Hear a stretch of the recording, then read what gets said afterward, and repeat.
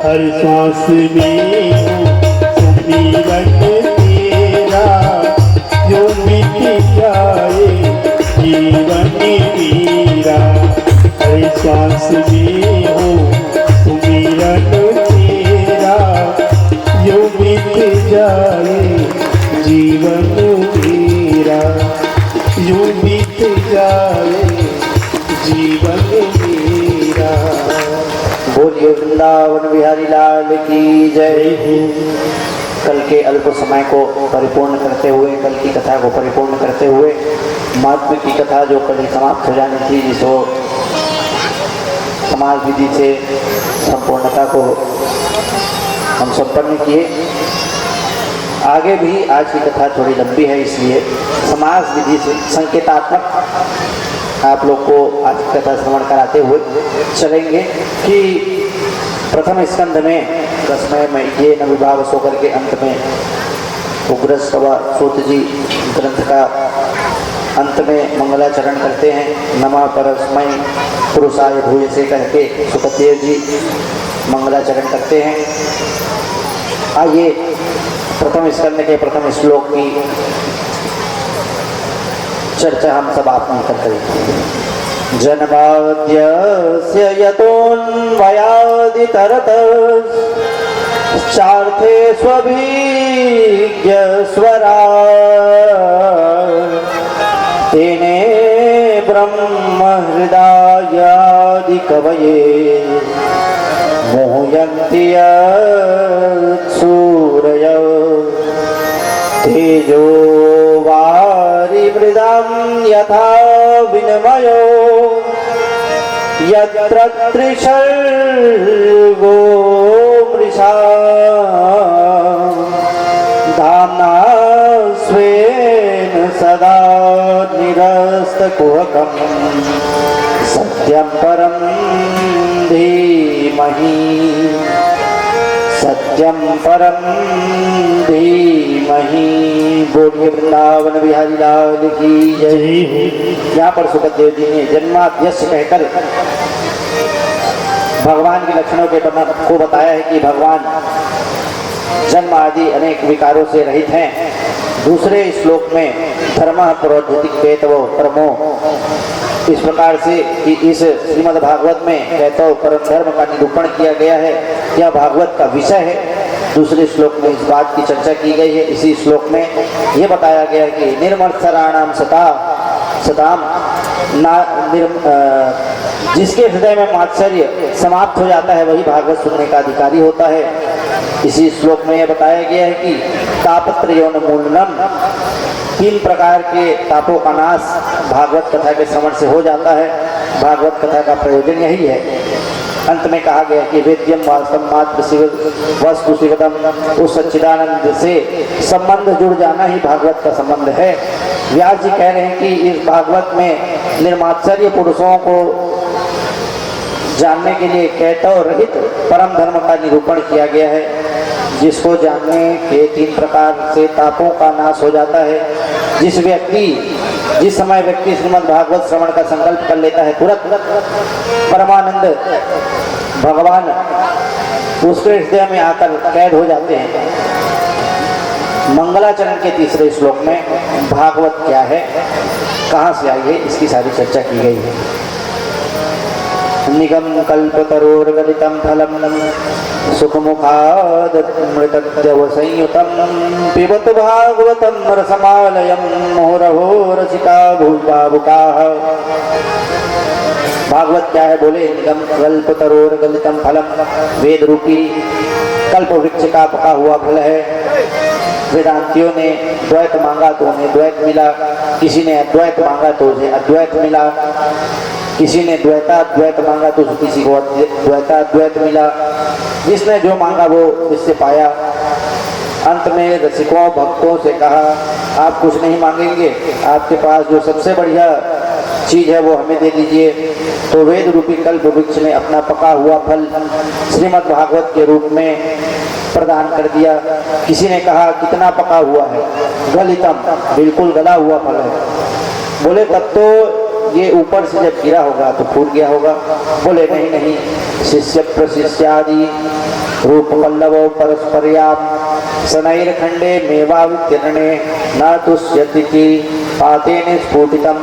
शिष्य प्रशिष्य शाखा के द्वारा आया है, नारायण की डाली से टपका तो ब्रह्मा जी की डाली में अटका, ब्रह्मा जी की डाली से टपका तो नारद जी की डाली में अटका, नारद जी की डाली से टपका तो व्यास जी की डाली में अटका। इस प्रकार से अटकते लटकते टपकते हुए यह अमृत हमारे गुरुदेव भगवान के पास आया और उन्होंने हमें कृपा पात्र शिष्य मानकर हमको इसको पिलाया। किसी ने व्यास जी से पूछा कि ये फल कितना मीठा है, क्योंकि लोग तो अपने फल की प्रशंसा करते ही हैं। व्यास जी बोले सुख मुखाद मृतद्रव संयुतम, इसमें सुखदेव रूपी तोते ने मुख लगा दिया है तो यह फल सबसे अच्छा है, क्योंकि तोता फलों का सबसे अच्छा पारखी होता है। रसिक भावुक लोग इसका खूब पान करिए। मैं इसे इसलिए पीने कह रहा हूँ क्योंकि इसमें छिलका गुटली जैसा कोई त्याज्य पदार्थ नहीं है। इस प्रकार से 3 श्लोकों में भागवत का मंगलाचरण किया गया है। एवं कथा यहीं से नैमिषारण्य में प्रारंभ होती है कि नैमिषे निमसक्षेत्रे ऋषियो सौनकादयः सत्रम स्वर्गाय लोकाय सहस्राय समसमासत। नैमिषारण्य की पावन भूमि है जहाँ पर सूत जी महाराज वक्ता है और सौनक आदि 88,000 ऋषि श्रोता है। सत्रम स्वर्गाय लोकाय, ये वैकुंठ लोक की प्राप्ति के लिए सत्र कर रहे हैं। आज ऋषियों ने अपना संध्या वंदन इत्यादि नित्य कार्य सुबह जल्दी पूर्ण करके सूत जी महाराज से 6 प्रश्न पूछे हैं, जिनका उत्तर महाराज ने पूरे भागवत के अंतर्गत दिया। किम श्रेयः शास्त्र सारः कह स्ववतार प्रयोजनम किम कर्म केवताराश्च धर्मः कम शरणं गतः। इत्येते सूतमोदिजस्य षट् प्रश्ना मुनिभिः कृता। ऋषियों ने पहला प्रश्न किया किम श्रेयः, प्राणी मात्र का कल्याण कैसे हो। वो दान करे, जप करे, तप करे, पूजा करे, पाठ करे, जिससे उसका कल्याण हो। दूसरा प्रश्न किया शास्त्र सारः किम, संपूर्ण शास्त्रों का सार क्या है। तीसरा प्रश्न किया स्वावतार प्रयोजन, भगवान का इस धराधाम में आने का मुख्य प्रयोजन क्या है। चौथा प्रश्न किया किम कर्म, भगवान अवतार लेकर क्या क्या कार्य करते हैं। पांचवा प्रश्न किया केवतारश्च, भगवान के इस धराधाम में कितने अवतार हुए, क्योंकि कोई 18 कहता है, कोई 10 कहता है, कोई 20 कहता है, कितने तो ये कहते हैं कि हरि अनंत, हरि कथा अनंता, भगवान तो अनंत है, उनकी कथा भी अनंत है। तो आप हमें स्पष्ट रूप से भगवान के कितने अवतार हुए इसको स्पष्ट कीजिए। हमारा 6वां प्रश्न है कि धर्मः कम शरणं गतः, धर्मः कम शरणं गतः, धर्म किसकी शरण में जाता है, क्योंकि भगवान स्वयं कहते हैं जब जब होई धर्म की हानि, जब जब होई धर्म की हानि, जब जब होई धर्म की हानि, जब जब होई धर्म की हानि, पारहिया सुर अधम अभिमानी, बाढ़ई असुर अधम अभिमानी, करही अनिति जाई नहीं बरनी, करही अनिति जाय नहीं बरनी, सीतहि विप्र धेनु सुर धरनी, सीतहि विप्र धेनु सुर धरनी। तब तब प्रभु धरी विविध शरीरा, तब तब प्रभु धरी विविध शरीरा,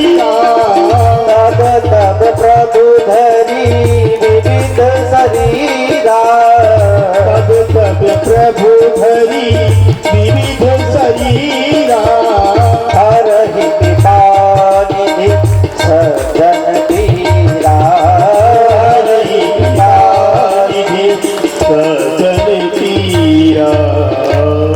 बोलिए वृंदावन बिहारी लाल की जय हो।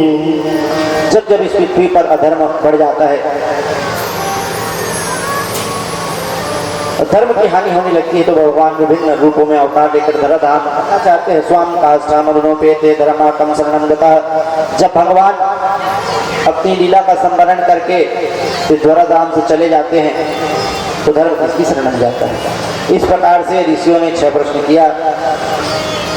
सूत जी ने इन 6 प्रश्नों सूत जी से 6 प्रश्न पूछे। सूत जी बोले पहले हम अपने गुरु जी की वंदना कर लें, फिर आपको उत्तर देते हैं। तो 2 श्लोकों में सूत जी ने सुखदेव जी की वंदना की। पहले इस श्लोक में नर नारायण, माँ भगवती सरस्वती एवं व्यास जी की वंदना किए। यम प्रजनन्तमनुपेत मुपेत कृत्यम द्वैपायनो विरह कातर आजुहावः पुत्रेति तन्मयतया तदवोभिनेदुस् तं सर्वभूतमुन्यं मुनिमानतोऽस्मि तं सर्वभूतहृदयं मुनिमानतोऽस्मि। फिर वंदना करते हैं कि नारायणं नमस्कृत्यं नरं चैव नरोत्तमं देवीं सरस्वतीं व्यासं ततो जयमुदीरयेत्। कि वक्ता भावुक हो जाता है, लेकिन हमने क्या प्रश्न किया है इन स्मरण में है। सूत जी बोले ऋषियों आपने बड़ा ही अच्छे याद दिलवाया। भगवान ने गर्भ में जिस बालक की रक्षा की थी, जिस समय अश्वत्थामा ने बाण चलाया था, उस ब्रह्मास्त्र से भगवान ने जिस बालक की रक्षा की थी उत्तरा के गर्भ में, उस बालक का जन्म होने वाला था। सूतक काल से पहले राजा युधिष्ठिर ने ब्राह्मणों को बुलाकर खूब दान दक्षिणा दिए। जब तक नाल छेदन नहीं हुआ रहता है तब तक सूतक नहीं लगता है। उस समय जो भी दान किया जाए वह अक्षय होता है। ब्राह्मणों ने इनका नामकरण संस्कार किया। ब्राह्मणों ने इनका नाम रखा विष्णुरात। विष्णुनाथ श्री कृष्णम रातम ददातम विष्णुरात। कि भगवान श्री कृष्ण ने इन्हें जीवन दान किया है, इसलिए इनका नाम होगा विष्णुरात। ब्राह्मणों ने बालक के लिए अनेक भविष्यवाणियां की। यह मनु पुत्र इक्ष्वाकु की तरह प्रजापालक होगा, भगवान श्री राम की तरह सत्यवादी होगा, प्रतिज्ञाबद्ध होगा, ब्राह्मणों का भक्त होगा, उसी नरेश शिवी की तरह दाता होगा, शरणागत वत्सल होगा, दुष्यंत नंदन की तरह याज्ञिक होगा, दादा अर्जुन की तरह एवं सहस्त्रबाहु की तरह धनुर्धर होगा, पराक्रमी होगा, हिमालय की तरह अडिग होगा, रंती देव की तरह उदार वाला होगा, उदार हृदय वाला होगा, शिव की तरह दयालु होगा। अनेक गुण गिनाए, अंत में एक दोष भी गुना दिया।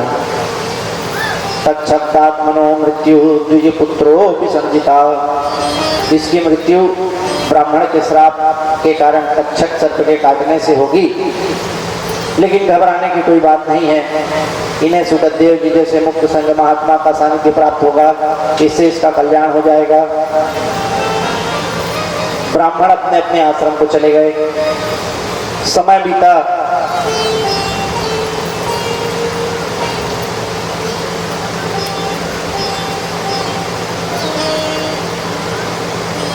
ये अपने वंश के क्षीण पुण्य को पुनः आगे बढ़ाने वाले हुए।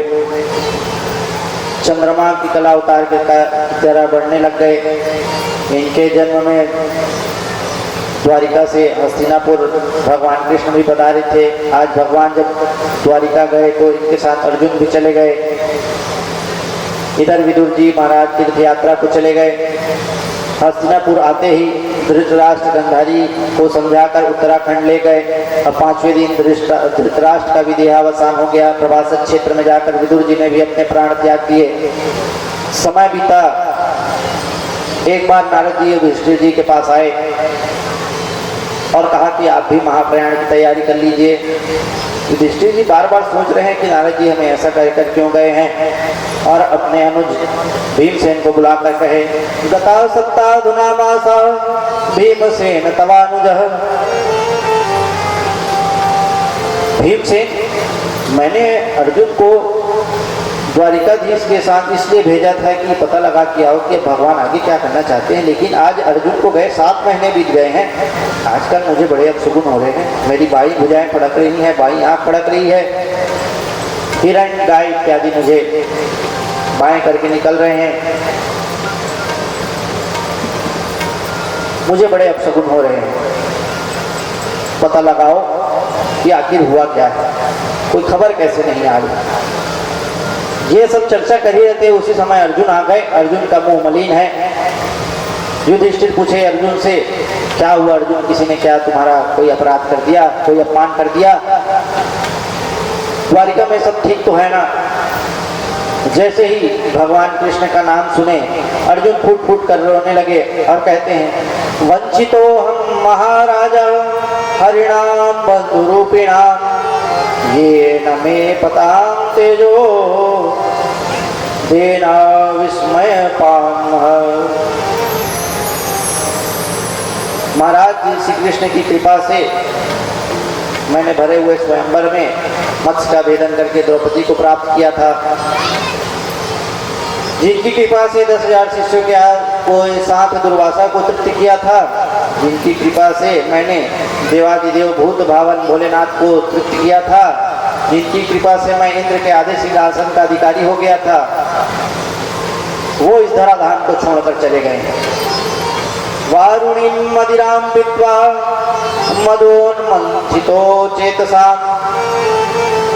ब्राह्मण साहब के कारण सारे यदुवंशी की मति मारी गई।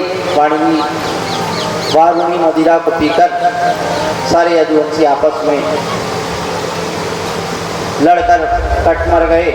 चतुपंचावशेषता केवल 4-5 ही शेष रह गए हैं। मैं भगवान की आज्ञा से उनकी रानियों को लेकर आ रहा था।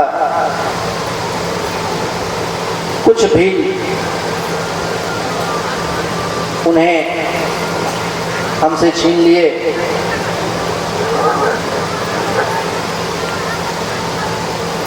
जैसे ही माता कुंती ने भगवान के परम धाम जाने की बात को सुनी, वह दशरथ की तरह प्रभु का वियोग सहन नहीं कर पाई। जिस प्रकार दशरथ राम राम कहते देह त्याग थे, उसी प्रकार कुंती ने कृष्ण कृष्ण कहकर देह त्याग दिया। भगवान के इस धराधाम से जाते ही तुरंत इस पृथ्वी पर कलयुग आ गया। पांडव समझ गए अब हमारा इस पृथ्वी पर कोई काम नहीं है। वो तुरंत हस्तिनापुर का राज्य अपने पौत्र परीक्षित को सौंप दिए। 36 वर्ष की आयु में मथुरा का राजा अपने प्रपौत्र वृज्ज को बनाए। द्रौपदी के साथ 5 पांडव चीर धारण करके स्वर्गारोहण को चले गए। एक एक करके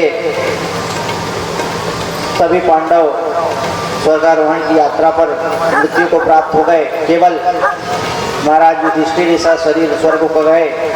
पांडवों के स्वर्गारोहण के बाद राजा परीक्षित हस्तिनापुर के राजा बन गए। इनके जन्म के समय ब्राह्मणों ने जितनी भी भविष्यवाणियां की थी वह सब सत्य प्रतीत होने लगी। इन्होंने उत्तर की कन्या इरावती से विवाह किया। उसके गर्भ से जन्मेजय, सेन, भीमसेन और उग्रसेन नाम के 4 पुत्रों को उत्पन्न किए। कृपाचार्य को आचार्य बनाकर अश्वमेध यज्ञ किए। ब्राह्मणों को खूब दक्षिणा दान किए।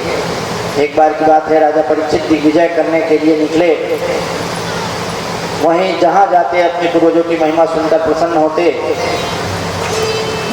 लेकिन विकट परिस्थिति वहां उत्पन्न हो गई जब उन्होंने देखा कि उनके शिविर के पास ही धर्म और पृथ्वी गाय और बैल का स्वरूप धारण करके आपस में बात कर रहे थे। बैल के 3 पैर टूट गए थे, केवल एक पैर पर ही खड़ा था। धर्म रूपी वृषभ गाय से पूछ रहे कि देवी कि तुम क्यों दुखित हो रही हो। तो उन्होंने अपने दुख का कारण बताया। तभी उन्होंने देखा कि एक शूद्र राजा का भेष धारण किया उन्हें लातों की ठोकर से मारते हुए लेकर जा रहा है। उनसे देखा नहीं गया और मेघ के समान बरसते हुए बोले, क्यों रे दुष्ट, तू इस तरह से बैल को ठोकर मारते हुए कहाँ ले जा रहा है? हे गौ माता, हे वृषभदेव, आप चिंता मत कीजिए। अभी पांडव वंशी यह आपका पुत्र जीवित है, मैं आपको कुछ नहीं होने दूंगा। वह शूद्र तुरंत ही राजा परीक्षित के शरण में आ गया। और ये क्षत्रिय का कर्तव्य है कि शरणागत को जीवन दान देते हैं, इसलिए परीक्षित ने उसे अभय दान दिया। वो परीक्षित उस समय समझ गए कि गाय और बैल कौन थे। हर प्रकार की चर्चा उनसे किए। अंत में अपने पैर पर चढ़े हुए शुद्ध से पूछे, क्यों रे तेरा परिचय क्या है? वो बोला, महाराज मैं कलयुग हूँ। तेरा यहाँ क्या काम? वो बोला, 4,32,000 वर्ष रहता हूँ, चोरी पर नारी हिंसा यही मैं सिखाता हूँ। कम कलहम लाती ददाती थी कली, कि भाई भाई में युद्ध कराना, पिता पुत्र में युद्ध कराना, भाई भाई में झगड़ा कराना, यही मेरा काम है। राजा परीक्षित बोले, तेरा यहाँ का क्या काम? तू यहाँ से चले जा। कलयुग बोला, महाराज मैं कहाँ जाऊँ? इस सारे ब्रह्मांड में आप एक छत्र आपका ही राज्य है। तो राजा परीक्षित ने कलयुग को रहने के लिए 4 स्थान दे दिए।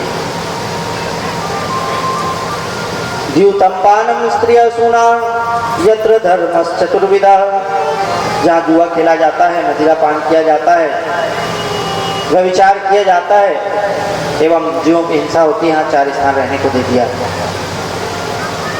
तो शूद्र ने कहा, महाराज आपने मुझ में दोषी दोष देखे, गुण तो देखा ही नहीं। उसने कहा, मुझ में एक गुण बहुत बढ़िया है। बोले, क्या? यत् फलम नास्ति तपसा न योगेन समाधिना तत्फलम। शुभ कर्मों का फल तो मैं केवल संकल्प मात्र से दे देता हूँ, लेकिन अशुभ कर्मों का फल जब तक वह कृत्य किया ना जाए वह प्राप्त नहीं होता है। पुनर् परीक्षित बोले, तेरे अंदर बहुत बढ़िया गुण है, चल एक स्थान तो अपनी इच्छा से मान ले। कलयुग ने कहा, महाराज आप मुझे स्वर्ण में रहने दीजिए।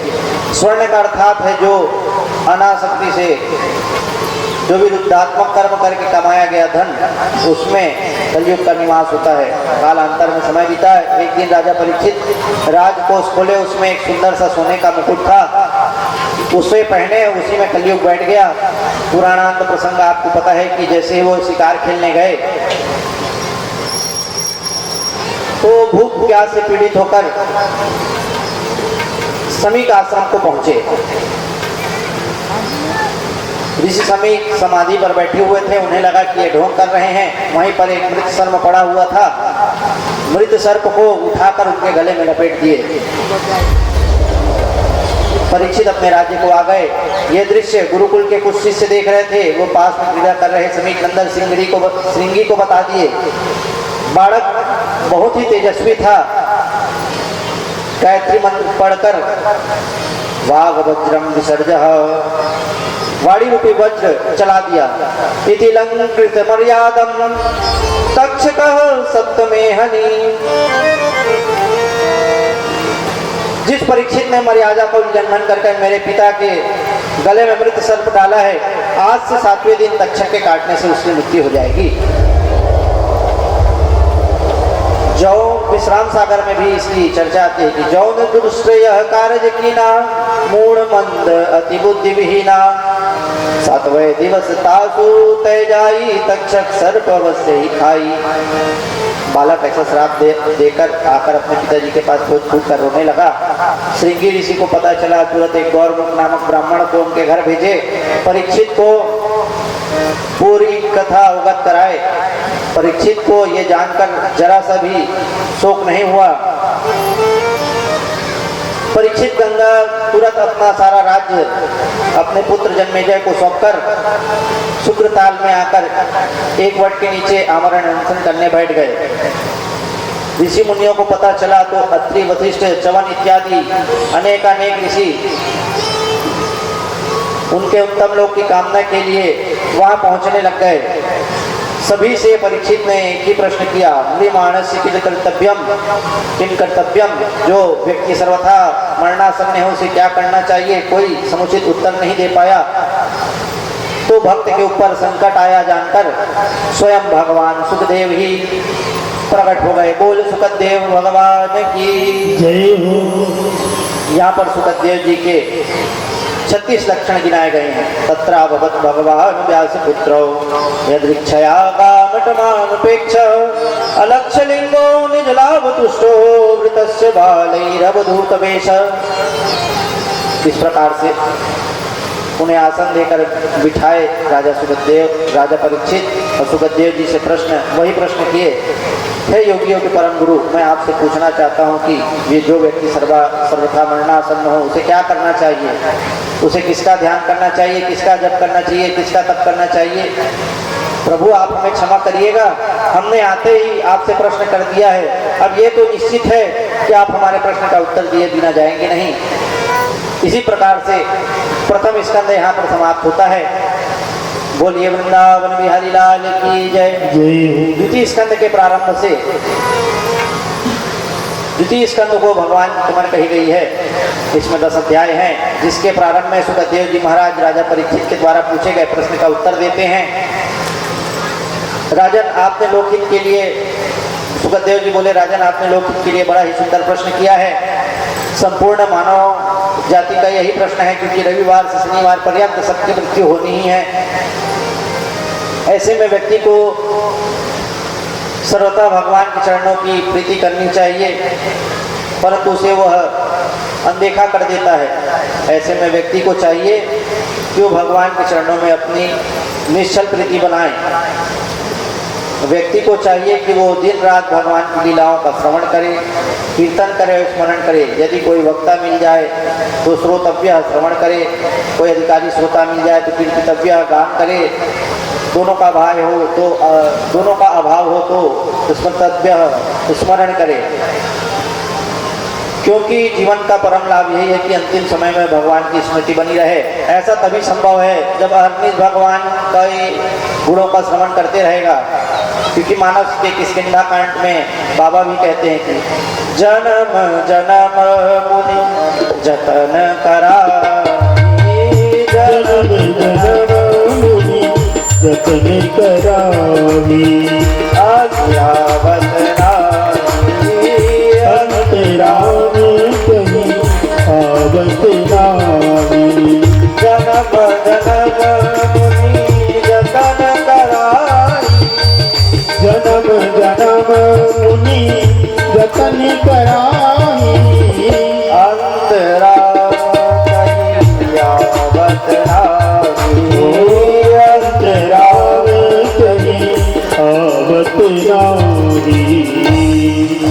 भगवान सुखदेव जी ने राजा परीक्षित को क्रियाएं बताई, जिसका पालन वो करने लग गए, सुनने लग गए।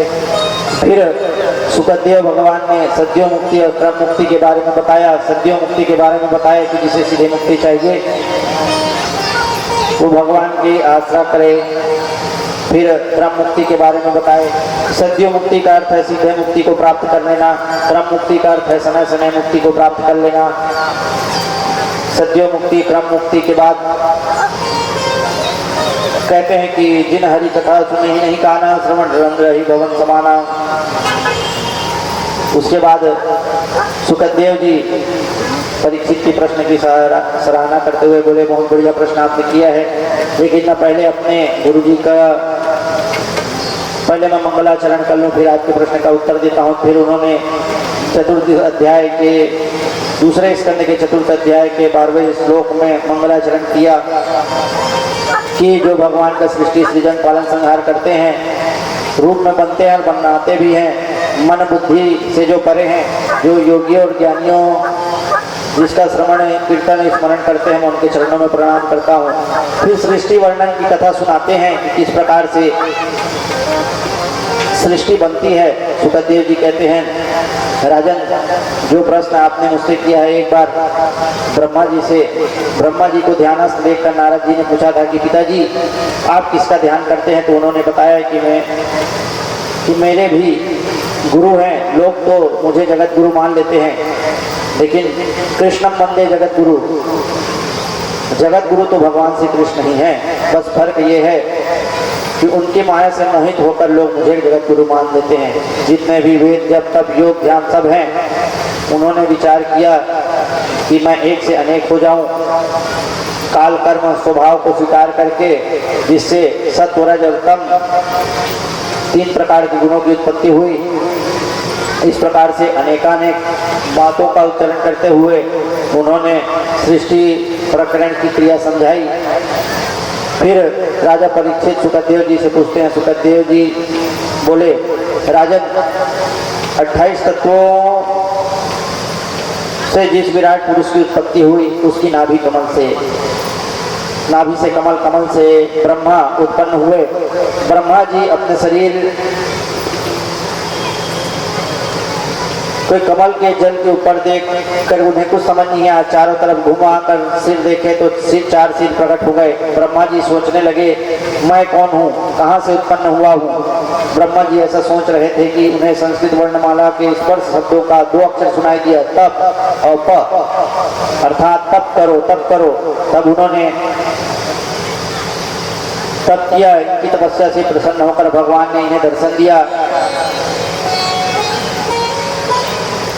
इनसे हाथ मिलाया जैसा एक मित्र एक दूसरे से हाथ मिलाता है। भगवान ब्रह्मा जी की तपस्या से प्रसन्न हुए। भगवान बोले ब्रह्मा जी, मैं आपकी तपस्या से प्रसन्न हूँ, मैं ही आपको तप करने की आज्ञा दी थी। ब्रह्मा जी बोले प्रभु क्या आज्ञा है। तब भगवान ने कहा सृष्टि रचना कीजिए। तब ब्रह्मा जी ने कहा कि जब हमें सृष्टि के बारे में कुछ जानकारी नहीं होगी तो हम सृष्टि की रचना किस प्रकार करेंगे। तब भगवान ने 4 श्लोकों में अपने तत्व, माया, जगत और जिज्ञासु स्वरूप का स्मरण कराकर 4 श्लोक दिए। इन 4 श्लोकों को समझकर ब्रह्मा जी ने इन 4 श्लोकों से ब्रह्म, माया, जीव और जगत का उपदेश दिया। भगवान कह रहे हैं कि ब्रह्मा जी, सृष्टि के प्रारंभ में सिर्फ मैं था, न दृश्य था, न दृष्टा था, न कर्म था, न कर्ता था, न ज्ञान था, न ज्ञाता था, केवल मैं ही था। इस प्रकार ब्रह्मा जी सृष्टि करने लग गए। अनेकानेक प्रकार की सृष्टि किए, परंतु ब्रह्मा जी संपूर्ण सृष्टि नहीं कर पाए। यहीं पर दूसरा स्कंद समाप्त होता है। बोलिए वृंदावन बिहारी लाल की जय। तृतीय स्कंद भगवान की नाभि कही गई है। भगवान भागवत के 10 लक्षणों में यह सर्ग स्कंद है। इसमें 33 अध्याय हैं, जिसके आरंभ में सुखदेव जी परीक्षित के पूछे हुए प्रश्न का उत्तर दे रहे हैं। सुखदेव जी कहते हैं राजन, बात ये उस समय की है जब अंधा धृतराष्ट्र पुत्र मोह में अनेक विचार कर बंद कर दिया था। जहाँ तक अपने मृत भाई पांडु पुत्रों को अनेकानेक प्रकार से दुख देने लगा।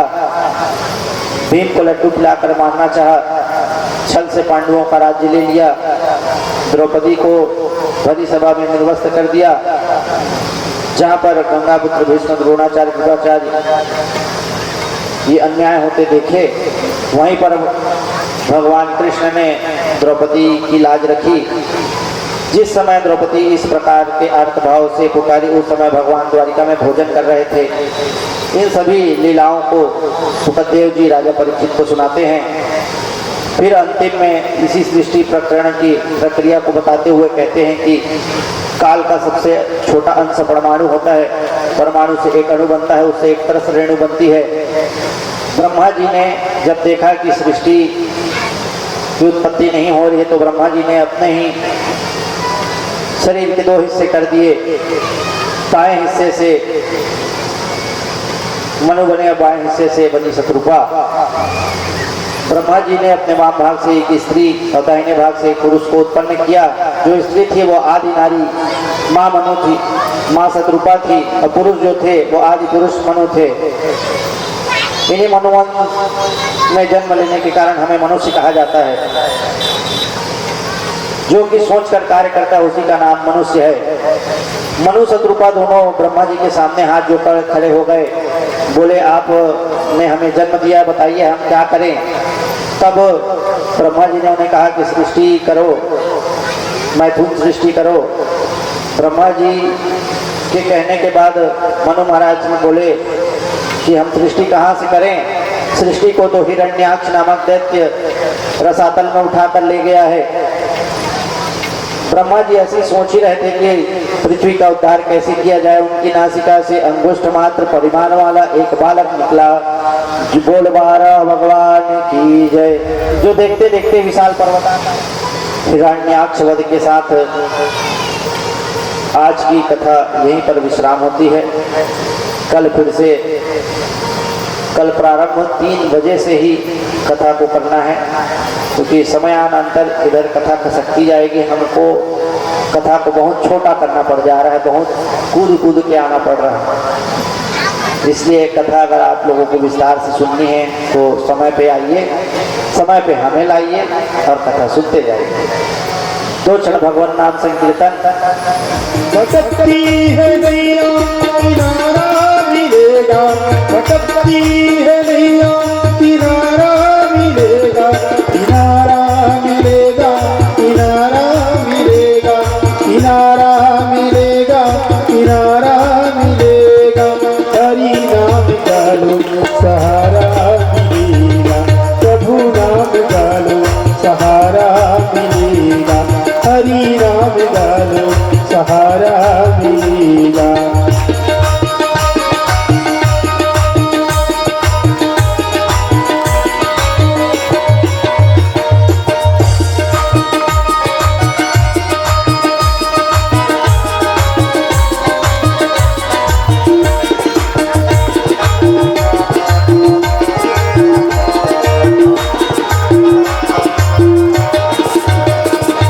अगर तुम रहोगे हरि की नजर में, अगर तुम रहोगे हरि की नजर में, न जीवन की नैया फंसेगी भंवर में, न जीवन की नैया फंसेगी भंवर में। उसे हर तूफान से किनारा मिलेगा, उसे हर तूफान से किनारा मिलेगा, किनारा मिलेगा, किनारा मिलेगा, किनारा मिलेगा, किनारा मिलेगा। हरि नाम गालो सहारा मिलेगा, प्रभु नाम गालो सहारा मिलेगा, हरि नाम गालो सहारा मिलेगा।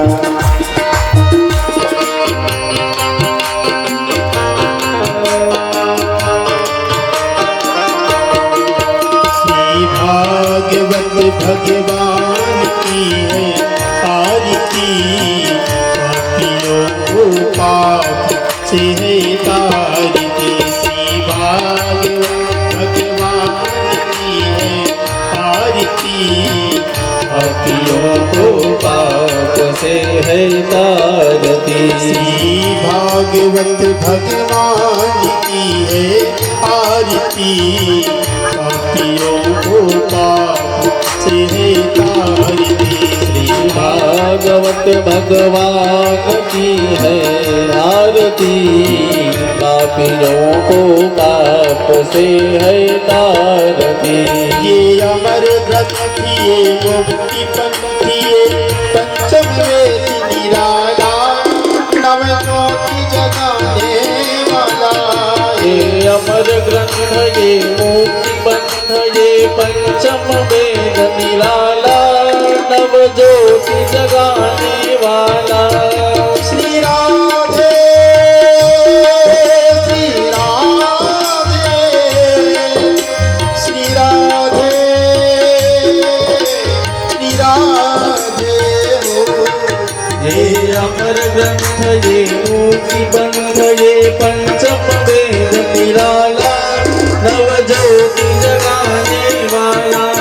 हरि नाम यही हरि धाम यही, हरि नाम यही हरि धाम यही, हरि नाम यही हरि धाम यही, हरि नाम यही हरि धाम यही। श्री जगमंगल की आरती, पापियों को पाप से है भगवान की है आरती, पापियों को पाप से है तारती।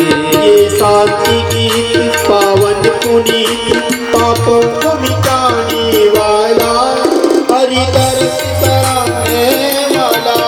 ये शांत गीत पावन पुनीत, पापों को मिटाने वाला, हरि दर्श कराने वाला। हरि दर्श कराने वाला,